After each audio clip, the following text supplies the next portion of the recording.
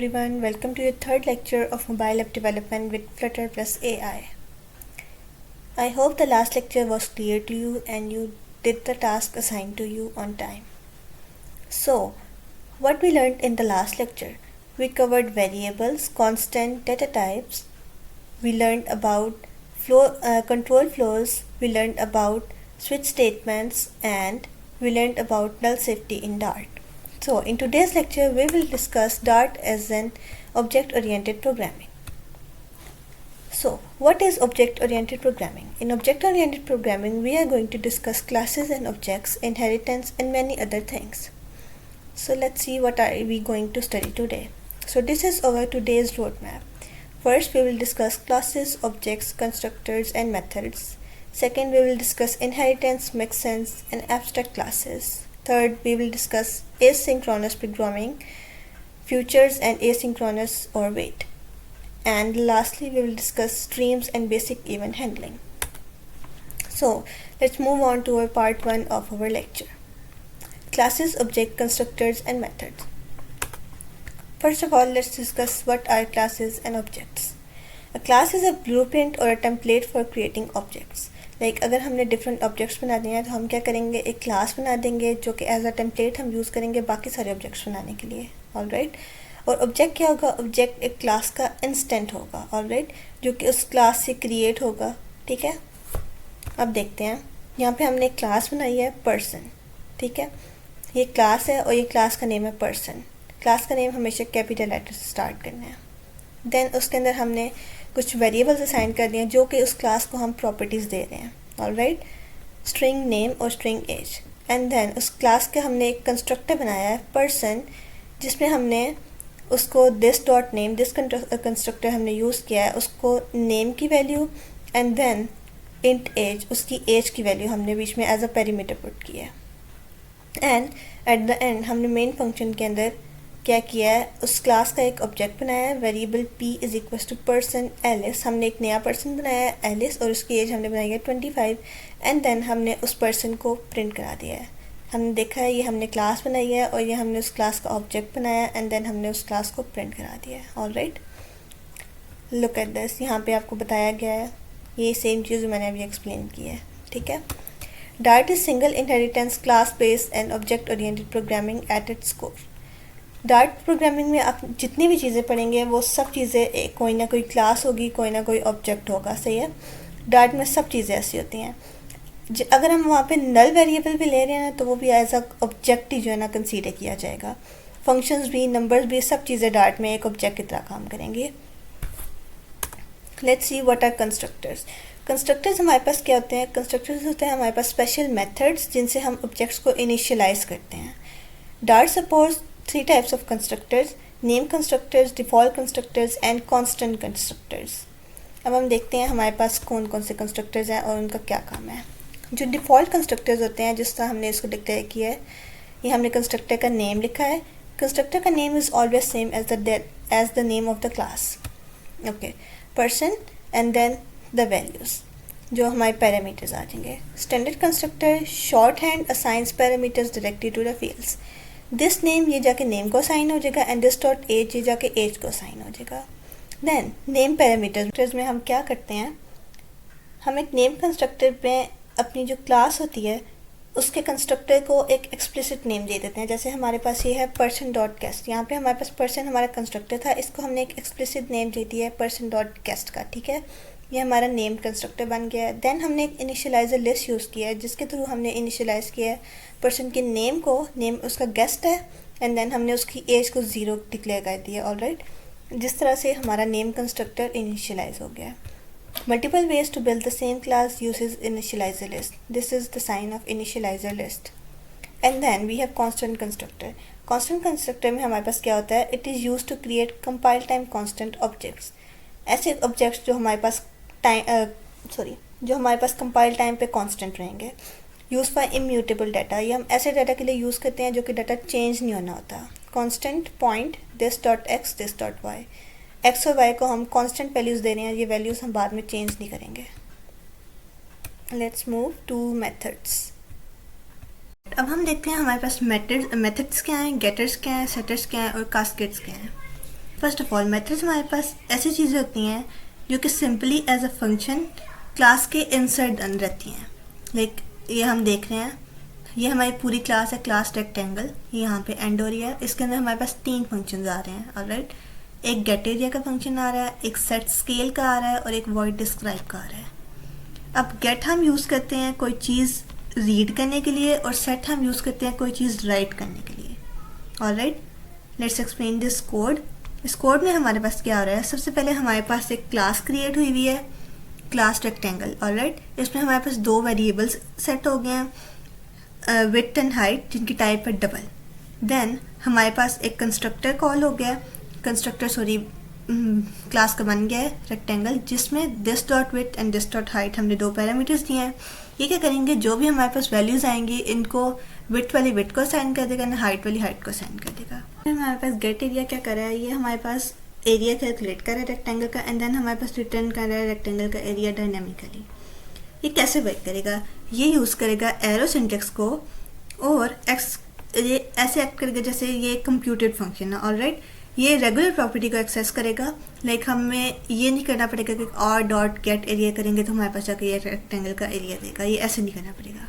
Then हम set scale के function से क्या करते हैं, सेट स्केल के फंक्शन से हम एक स्केलिंग फैक्टर लेंगे f और उसको हम स्केल को असाइन करेंगे, जिसके थ्रू वो क्या करेगा, बोथ एग्जिस्टिंग विड्थ और हाइट को मल्टीप्लाई कर देगा f से और रीसाइज कर देगा हमारे रेक्टेंगल को। देन हमारे पास डिस्क्राइब का फंक्शन है, उसके थ्रू हमारे पास क्या होगा, हमारे पास एक्सटेंडेड मेथड आ जाएगा जो कि प्रिंट करेगा रेक्टेंगल के करंट डायमेंशंस को, हाइट को और विड्थ को और टोटल एरिया को। देन हम कास्केड्स किसके लिए यूज़ करते हैं, हम सबसे पहले हमने एक ऑब्जेक्ट बनाया क्लास का, variable r is equal to rectangle के अंदर हमने इसकी हाइट और विड्थ एंटर किया, एंड देन हमने 2 प्रॉपर्टीज़ एक्सेस की हैं उसके थ्रू, स्केल एंड डिस्क्राइब। अब कैस्केड यूज़ करने का हमें फ़ायदा क्या हुआ है, हमें सेम वेरिएबल का नेम रिपीट करने के बाद उसकी प्रॉपर्टीज़ को एक्सेस नहीं करना पड़ा। ऑलराइट, हमने मल्टीपल कॉल्स उसी नेम के साथ चेंज कर दी हैं। ऑलराइट, रेक्टेंगल है, आर के साथ हमने स्केल भी चेंज कर दिया, उसकी वैल्यू भी दे दिया, एंड देन हमने डिस्क्राइब फंक्शन को भी कॉल कर दिया। तो this is how they work. अब हम आगे डिस्कस करते हैं। हमारे पास है, ये हमारे फर्स्ट पार्ट का रिकैप है। हमने क्लासेस को डिस्कस किया, हमने ऑब्जेक्ट्स को डिस्कस किया, कंस्ट्रक्टर्स को एंड मेथड्स को। अब हमारे पास आगे आ रहा है इनहेरिटेंस, मिक्सेंस, एब्स्ट्रैक्ट क्लासेस। इनहेरिटेंस हमारे पास क्या चीज़ होती है, हम डिस्कस करते हैं। इनहेरिटेंस में हमारे पास क्या होता है, हमारे पास एक पेरेंट क्लास होती है और हमारे पास एक चाइल्ड क्लास होती है। अब जैसे हमारे जो चिल्ड्रन होते हैं वो पेरेंट्स से इनहेरिट करते हैं, काफ़ी सारी जीन्स इनहेरिट करते हैं, काफ़ी सारी फीचर्स इनहेरिट करते हैं। सेम लाइक दैट हमारे पास जो हमारी चाइल्ड क्लास होती है वो हमारी पेरेंट क्लास से इनहेरिट करती है। अब हमारी पेरेंट क्लास है वह क्लास एनिमल, उसमें हमने वेरिएबल्स डिक्लेयर किया, स्ट्रिंग नेम, एनिमल क्लास का हमने कंस्ट्रक्टर बनाया this dot name, and then हमने एक फंक्शन बनाया वर्ड स्पीक, जिसको हमने प्रिंट करवा दिया है। अभी वो कुछ भी प्रिंट नहीं करेगा, just empty spaces. And then हमने क्लास को एंड कर दिया है। उसके बाद हमने एक और क्लास बनाई है child class, class dog extend animal. एक चाइल्ड क्लास है जो कि एक्सटेंड कर रही है एनिमल क्लास को। ऑलराइट, वो इनहेरिट करेगी एनिमल क्लास से। ओके, अब हमने एक कंस्ट्रक्टर बनाया dog string name, you can see this dot name, so string name ये इसी क्लास से इनहेरिट कर रही है। एंड उसके पास क्या हो रहा है, वो सुपर नेम को भी इनहेरिट कर रही है। सुपर नेम क्या चीज़ है, एक्सटेंड क्रिएट्स अ सब class that inherits fields and methods from A super class. ये सुपर क्लास है और ये उसकी चाइल्ड क्लास है। सो इस क्लास के साथ जब वो इनहेरिट करेगा तो उसके साथ आएगा कीवर्ड सुपर का, एंड देन उसकी ब्रैकेट में आएगा पैरामीटर नेम का। इसके बाद क्या हो रहा है, हमारे पास ओवरराइड हो रहा है फंक्शन वर्ड स्पीक का। ये सुपर क्लास है, हमारे पास ओवरराइड होता हुआ है वर्ड स्पीक का फंक्शन, और इसमें ये प्रिंट क्या करेगा, ये प्रिंट करेगा डैश नेम, ये एनिमल का नेम यहाँ पे प्रिंट होगा सबसे पहले, and then says woof. Dog है, डॉग का कोई नेम होगा, लाइक हम उसका नेम रख देते हैं जॉनी सेज वूफ। तो this is how it will work. Read कर लेते हैं एक्सप्लेनेशन।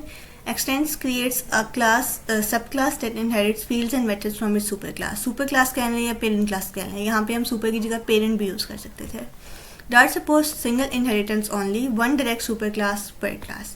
Like अगर हम एक और क्लास बना देंगे जिसको हम क्लास एनिमल से इनहेरिट करवाएंगे तो वो एक एरर जनरेट करेगी, वो सपोर्ट नहीं करेगा feature.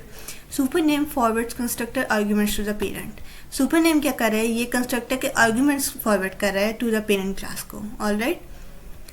Then override marks intentional method overriding. The analyzer checks the signature matches. Like हम क्या करेंगे, ओवरराइड के थ्रू हम चेक कर रहे हैं कि ये जो हमने यहाँ पे void speak के फंक्शन के अंदर हमने क्या रिटर्न करवाया, क्या प्रिंट करवाया, ये चीज़ हमने प्रिंट करवाई थी, यहाँ पे अभी कुछ भी प्रिंट नहीं होता, but something was being printed. So इस फंक्शन के अंदर हमने ओरिजिनल चीज़ प्रिंट करा दिया कि हम क्या चीज़ प्रिंट कराना चाह रहे थे. से डॉग का नेम इन्होंने रेक्स रखा है, डॉग रेक्स डॉट स्पीक. तो हमारे पास क्या प्रिंट होगा, रेक्स सेज वुफ. अब एब्स्ट्रैक्ट क्लासेस हमारे पास क्या होती हैं. एब्स्ट्रैक्ट क्लासेस का कोई भी ऑब्जेक्ट नहीं बन सकता. Abstract classes can not be instantiated directly. They must contain an abstract method like no body that subclass must implement. इनकी कोई भी ऐसी बॉडी नहीं होती जो सब क्लासेस को जो है ना सब क्लासेस इम्प्लीमेंट कर सकें. लाइक ये इनहेरिट नहीं कर सकती एक दूसरे से. Can still hold real fields and fully implemented method, a mix of contract plus a shared code. इनके पास like fully implemented methods होते हैं, like आप ऐसे कहना जैसे एक shared code है इनके पास. Alright. Also usable as interface, any class can implement an abstract class shape. Like ये fully abstract class को कोई और class implement नहीं कर सकती, वो उसकी shape को implement कर सकती है. Let's see how. हमारे पास एक abstract class है shape. Double get area. Shape के अंदर हमने सबसे पहले एरिया को हमने गेट कर लिया, गेट एरिया का हमने फंक्शन बना लिया, वेरिएबल बना लिया. एंड देन वॉइड डिस्क्राइब का हमने एक मेथड बनाया, फंक्शन बनाया, एंड उसके अंदर हमने प्रिंट करा दिया प्रिंट एरिया. उसके बाद हमने एक और क्लास बनाई है, class circle that x tends shape. Double class radius. अब हम देख रहे हैं रेडियस की प्रॉपर्टी एब्स्ट्रैक्ट क्लास में नहीं है, ये न्यू तरीके से बना रहा है. Double radius and circle this dot radius. Circle क्या है, कंस्ट्रक्टर है, और ये क्या करेगा, ये जो न्यू रेडियस की जो कोई न्यू रेडियस आएगा उसको ये वाला रेडियस असाइन कर देगा. ऑलराइट. एंड देन हमने ओवरराइड क्या किया है, इस क्लास से हम ओवरराइड कर रहे हैं डबल गेट एरिया का फंक्शन. उस गेट एरिया के फंक्शन में हम क्या करेंगे, हम वहाँ पे सर्कल का एरिया कैलकुलेट करेंगे. ये हमें डायनेमिकली एरिया कैलकुलेट करके देगा, पाई की value and then radius into radius. So this is how हमारा सर्कल का एरिया कैलकुलेट होगा. हम देख रहे हैं, हमने पिछली दफ़ा क्या देखा था कि हमारी फुल क्लास के अंदर जितने भी फंक्शन थे वो सब ये जो ना हमारी चाइल्ड क्लास इनहेरिट कर रहे थे. बट यहाँ पे ऐसा नहीं हुआ. यहाँ पे उसने अपने फंक्शंस बनाए हैं.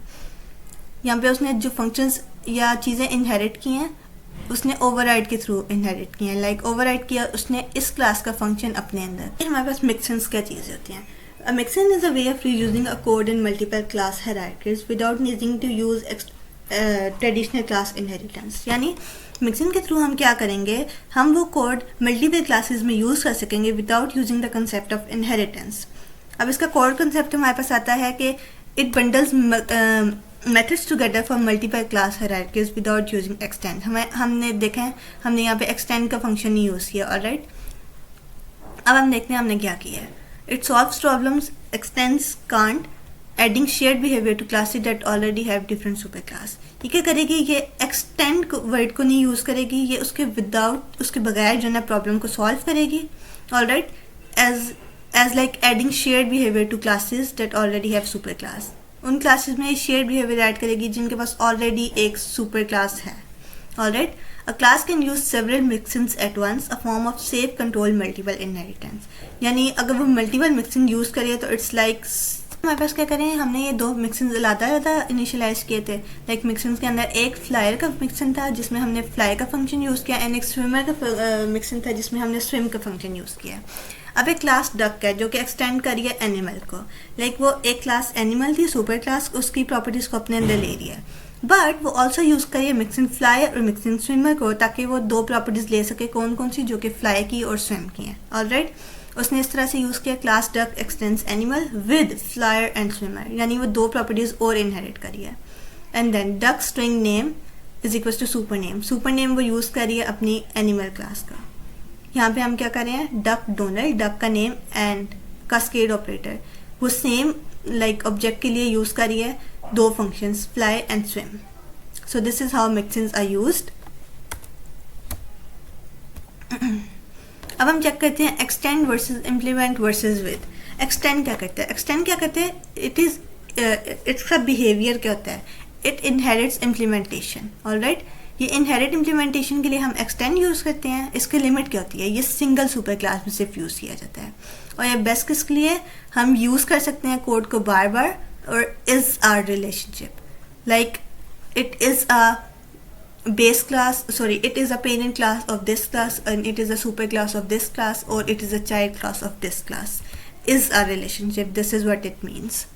And then implements का function, implements का word हमारे पास क्या करेगा? इसका behavior हमारे पास क्या होता है? It adopts only the shape, API, adopts only the shape. Like ये हमने किस में यूज़ किया था? ये हमने abstract classes में यूज़ किया था. Alright, इसकी limitless क्या होती है? Multiple interfaces allowed. इसमें मल्टीपल इंटरफेसेस अलाउड होते हैं. हमारे पास सिंगल क्लास नहीं होती जिस तरह हम एक्सटेंड में करते हैं. What is it best for? It is best to force a class to fulfil a contract. यानी अगर एक क्लास ने कॉन्ट्रैक्ट फुलफिल कर दिया, यानी उसने सारे फंक्शंस इंप्लीमेंट करने हैं, तो हम एक इम्प्लीमेंट का वर्ड यूज़ कर सकते हैं.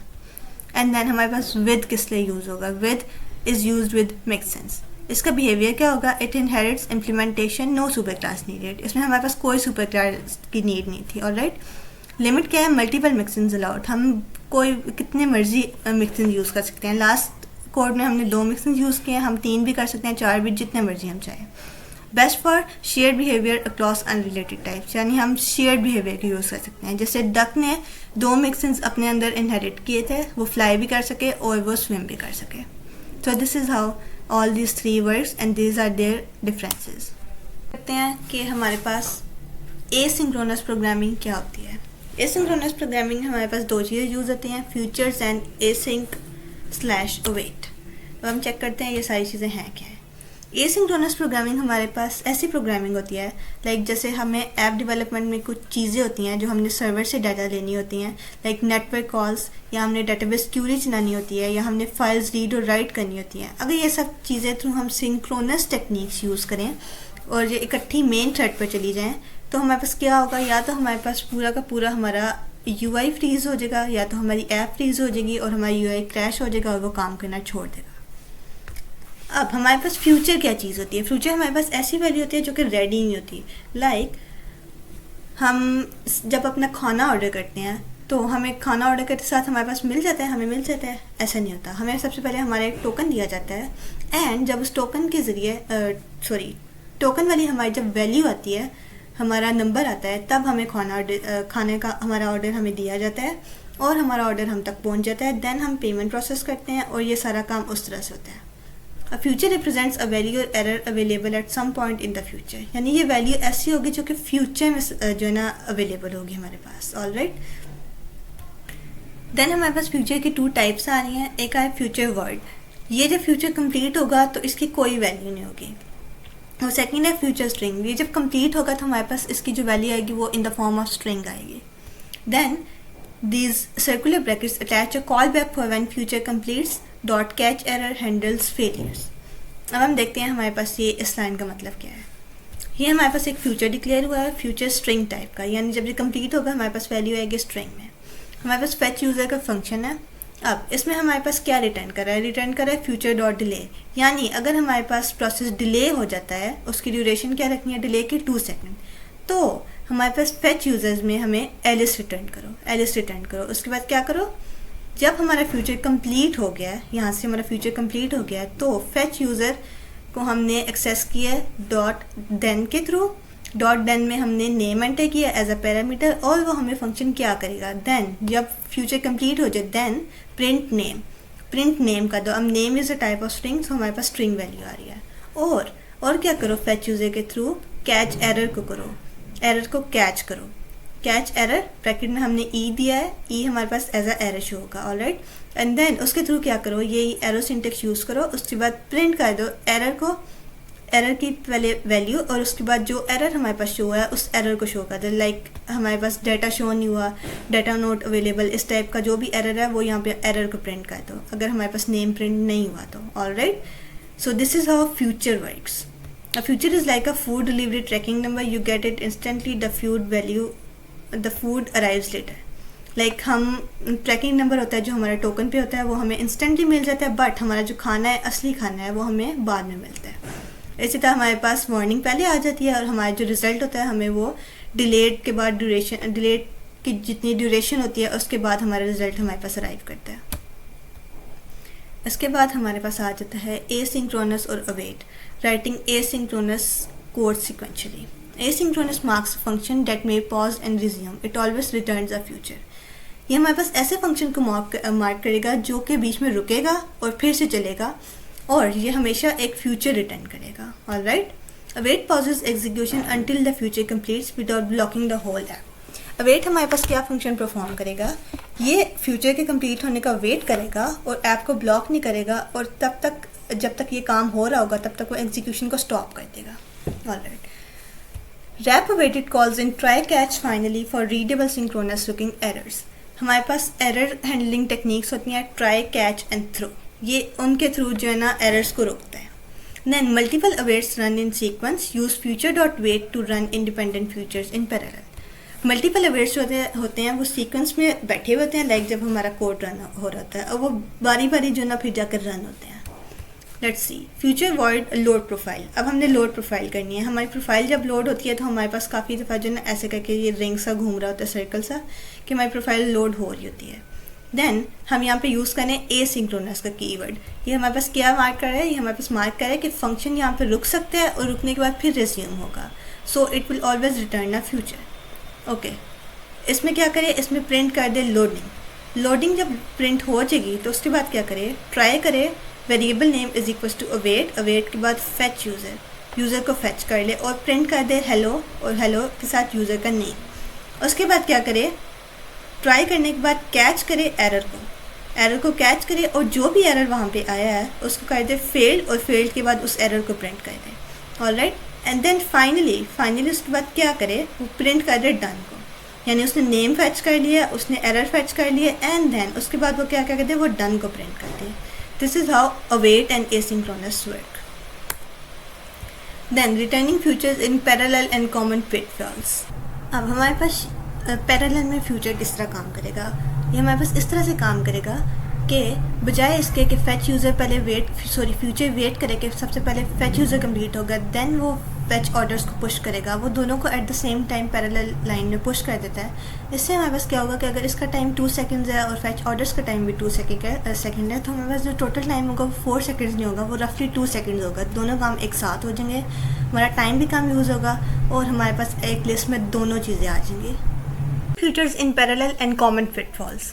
इस केस में हमारे पास क्या होगा कि हमारा जो सिस्टम होगा वो अवेट कीवर्ड जब हम यूज़ करेंगे फ्यूचर के साथ, वो क्या करेगा, वो वेट नहीं करेगा जो हमारा पहले प्रोसेस रन हो रहा है वो पहले कंप्लीट हो, उसके बाद फिर वो दूसरा प्रोसेस स्टार्ट करे. इंस्टेड ऑफ डैट वो क्या करेगा कि पहला जब प्रोसेस रन हो रहा होगा, फैच यूजर्स रन हो रहा है, वो उसके साथ ही फैच ऑर्डर्स को भी लिस्ट में पुश कर देगा. इससे हमारे पास क्या बेनिफिट आएगा, हमारे पास बेनिफिट ये आएगा कि एक तो हमारे दोनों प्रोसेसेस सेम टाइम पे कंप्लीट भी हो जाएंगे, उनका जो टाइम है वो एक प्रोसेस जितना लगेगा, और हमारी मेमोरी भी वेस्ट नहीं होगी. हमारा ये जैसे फैच यूज़र का टाइम है हमारे पास 2 सेकंड्स आना था, और फैच ऑर्डर्स का 2 सेकंड आना था, एंड इन दोनों का कोलैबोरेटिवली हमारे पास आना था 4 seconds. But instead of that हमने ये दोनों चीज़ें जब यूज़ किया है तो हमारे पास टाइम आ गया है टोटल 2 सेकंड्स, रफली 2 सेकंड्स. अब let's discuss the common pitfalls. First of all, अगर हम अवेट यूज़ करना भूल जाते हैं तो हमारे साथ क्या चीज़ हो सकती है.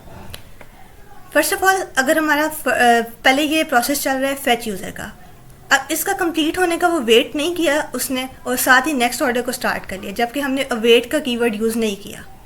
इसका मसला क्या चलेगा कि हमारा पहला प्रोसेस कंप्लीट नहीं हुआ होगा और हमारा सेकंड प्रोसेस जो है ना चल रहा होगा वो कंप्लीट हो जाएगा. तो अगर हमारा कोड हमारे फर्स्ट वाले प्रोसेस को एक्सेस करने की कोशिश करेगा तो वो एरर रिजल्ट करेगा, और हमारा सिस्टम जो है ना ब्लॉक हो सकता है और हमारी ऐप क्रैश कर सकती है.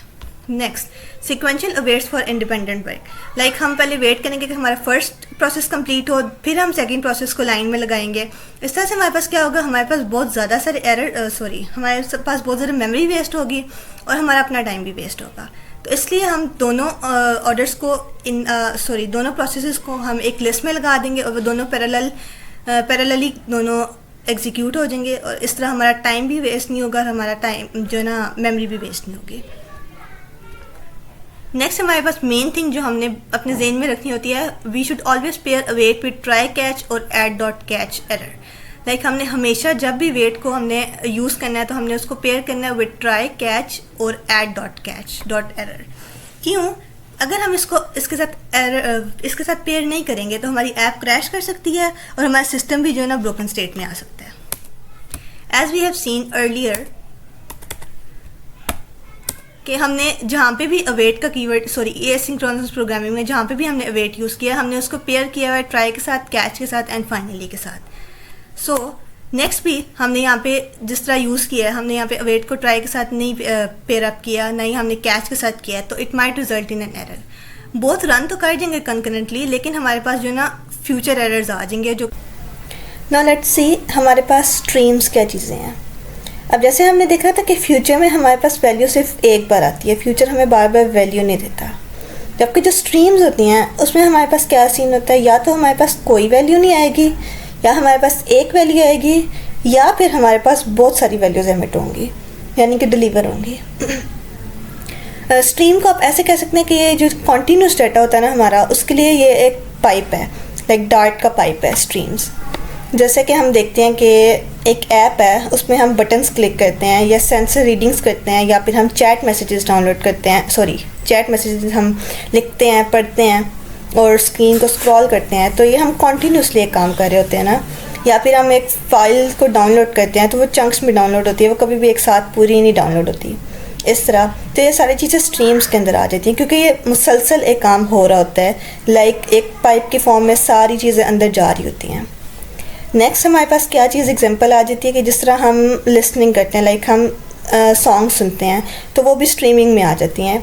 स्ट्रीम को सुनने के लिए हम फंक्शन इस्तेमाल करते हैं डॉट लिसन का, या फिर किसी एसिंक्रोनस फंक्शन के अंदर हम अवेट फॉर की लूप लगा देते हैं ताकि हम लूप में एक चीज़ को सुनते रहें। उसके बाद स्ट्रीम्स हमारे पास या तो सिंगल सब्सक्रिप्शन होती हैं या तो मल्टीपल सब्सक्रिप्शन होती हैं। जो सिंगल सब्सक्रिप्शन होती हैं उनमें हमारे पास क्या सीन होता है कि हमारे पास सिर्फ एक लिसनर होता है स्ट्रीम का, जो सिंगल सब्सक्रिप्शन होंगी, यानी ये डिफ़ॉल्ट स्ट्रीम्स होती हैं। और जो ब्रॉडकास्ट स्ट्रीम्स होती हैं उसमें हमारे पास मल्टीपल लिसनर्स होते हैं, like at the same time एक चीज़ को मल्टीपल लिसनर सुन रहे हैं। जिस तरह एक यूट्यूब वीडियो है, वो हमने भी प्ले की हुई है, आपने भी प्ले की हुई है और किसी और ने भी प्ले की हुई है, तो वो उसको मल्टीपल लोग स्ट्रीम कर रहे हैं, या फिर किसी ने लाइव ज्वाइन की हुई है, तो इस तरह की चीज़ है मल्टीपल स्ट्रीम। अब नेक्स्ट चीज़ हमारे पास आ जाती है स्ट्रीम कंट्रोलर। स्ट्रीम कंट्रोलर हमारे पास एक पाइप की तरह काम करते हैं जिसमें हम इवेंट्स को पुश करते हैं। इसके लिए हम दो फंक्शन यूज़ करेंगे, डॉट सिंक या डॉट ऐड। अब ये हमें क्या करेगा, ये हमारे जो नए इवेंट्स होंगे जिनको हम पाइप के अंदर पुश कर रहे हैं, ये उन इवेंट्स को लिसनर्स तक पहुंचा देगा। फ्लटर में ये बहुत सारी जगह पे यूज़ होते हैं, जिस तरह हम टेक्स्ट फील्ड की प्रॉपर्टीज़ होती हैं ऑन चेंज्ड या फिर बटन टैप्स। उसमें क्या करेंगे, हम बता देंगे कि ऑन चेंज पे ये वाली प्रॉपर्टी डिस्प्ले कर देगा, या फिर बटन टैप्स पे ये ऑफ हो जाएगा, या ये न्यू यूआई का नया फीचर डिस्प्ले कर देगा। अब ब्रॉडकास्ट स्ट्रीम्स, ये जो फर्स्ट लाइन पे हमारे पास लिखा हुआ है stream controller angle bracket string dot broadcast, ये किस टाइप की स्ट्रीम्स होती हैं? इनके थ्रू हम अपनी जो स्ट्रीम होती है, जो हमारी इवेंट्स की स्ट्रीम बनती है, ये मल्टीपल इंडिपेंडेंट लिसनर्स तक जाती है।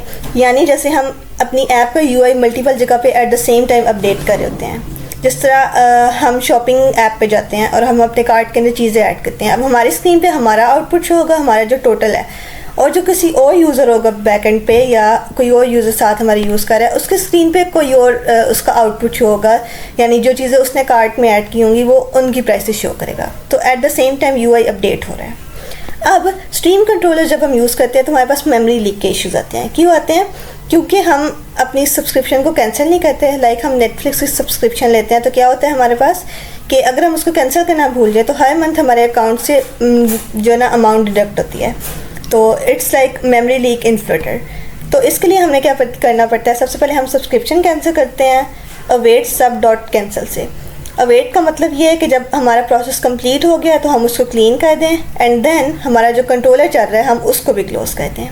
तो इसके थ्रू हम अपने इवेंट्स को हैंडल करते हैं स्ट्रीम कंट्रोलर के थ्रू। ऑलराइट, अब हमने काफ़ी सारी चीज़ें डिस्कस कर ली हैं, सो अब हम मूव करेंगे अपने लेक्चर के एंड पे।